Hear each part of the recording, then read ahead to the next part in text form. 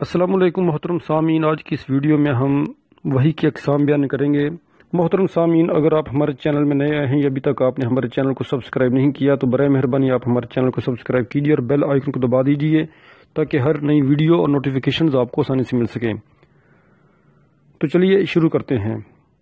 محترم سامعین، اب ہم سلسلہ بیان سے ذرا ہٹ کر یعنی رسالت النبوت کی حیات مبارکہ کی تفصیلات شروع کرنے سے پہلے وحی کی اقسام ذکر کر دینا چاہتے ہیں، کیونکہ یہ رسالت کا مصدر ہے اور دعوت کی کمک ہے۔ علامہ ابن قیم رحمۃ اللہ علیہ نے وحی کی حسب ذیل مراتب ذکر کیے ہیں۔ نمبر 1، سچا خواب، اس سے نبی صلی اللہ علیہ وسلم کے پاس وحی کی ابتدا ہوئی۔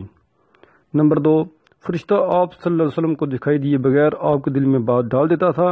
مثلا نبی صلی اللہ علیہ وسلم کا ارشاد ہے کہ روح القدس نے میرے دل میں یہ بات پھونکی کہ کوئی نفس مر نہیں سکتا یہاں تک کہ اپنا رزق پورا کر لے، پس اللہ سے ڈرو اور طلب میں اچھائی اختیار کرو، اور رزق کی تاخیر تمہیں اس بات پر آمادہ نہ کرے کہ تم اسے اللہ کی معصیت کے ذریعے تلاش کرو، کیونکہ اللہ کے پاس جو کچھ ہے وہ اس کی اطاعت کے بغیر حاصل نہیں کیا جا سکتا۔ نمبر 3، فرشتہ نبی صلی اللہ علیہ وسلم کے لیے آدمی کی شکل اختیار کر کے آپ صلی اللہ علیہ وسلم کو مخاطب کرتا، پھر جو کچھ وہ کہتا اسے آپ صلی اللہ علیہ وسلم یاد کر لیتے۔ اس صورت میں کبھی کبھی صحابہ رضی اللہ عنہ بھی فرشتے کو دیکھتے تھے۔ نمبر 4، آپ صلی اللہ علیہ وسلم کے پاس وہی گھنٹی کے ٹن ٹنانے کی طرح آتی تھی۔ وحی کی یہ سب سے سخت صورت تھی۔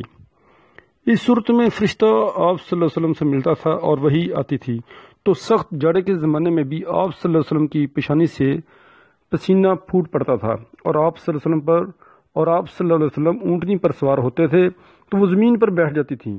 ایک بار اس طرح وحی آئی کہ آپ صلی اللہ علیہ وسلم کی ران حضرت زید بن ثابت رضی اللہ عنہ کی ران پر تھی، تو ان پر اس قدر گناہ بار ہوئی کہ معلوم ہوتا تھا کہ ران کچل جائے گی۔ نمبر 5، آپ صلی اللہ علیہ وسلم فرشتے کو اس کی اصلی اور پیدائشی شکل میں دیکھتے تھے، اور اس حالت میں وہ اللہ تعالیٰ کے حسب معیشت آپ صلی اللہ علیہ وسلم کی طرف وحی کرتا تھا۔ یہ صورت آپ صلی اللہ علیہ وسلم کے ساتھ 2 مرتبہ پیش آئی، جس کا ذکر اللہ تعالیٰ نے سورۃ النجم میں فرمایا ہے۔ نمبر 6، وہ وحی جو آپ صلی اللہ علیہ وسلم پر معراج کی رات نماز کی فرضیت وغیرہ کے سلسلے میں اللہ تعالیٰ نے اس وقت فرمائی جب آپ صلی اللہ علیہ وسلم آسمانوں کے اوپر تھے۔